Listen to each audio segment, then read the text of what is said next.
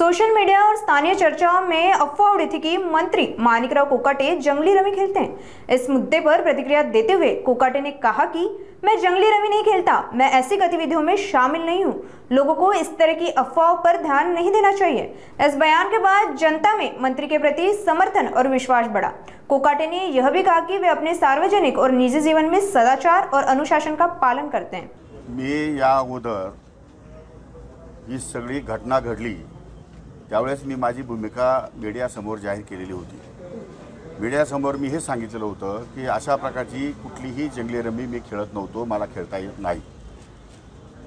त्यामुळे त्यानंतरही सन्माननीय विधानसभा सदस्य रोहित पवार यांनी ट्विट करतच राहिले आणि त्यानंतर मी माझे वकील श्री मनोज पिंगळे यांच्यामार्फत त्यांना नोटीस पाठवली की अशा प्रकारचं कुठलंही कर्तव्य मी केलेलं नसताना सुद्धा तुम्ही माझी बदनामी केली आहे। शेतकऱ्यांमध्ये बदनामी झाली आहे, माझ्या पक्षामध्ये बदनामी झाली आहे, माझ्या पक्षाच्या नेत्याची बदनामी झाली आहे आणि पर्यायाने माझी सुद्धा बदनामी झाली आहे। माझी इमेज आणि माझी प्रतिमा ही तुम्ही समाजामध्ये डागाळलेली आहे आणि अशा परिस्थितीमध्ये तुम्ही आमची माफी मागावी अशी मी त्यांना एक नोटीस पाठवली।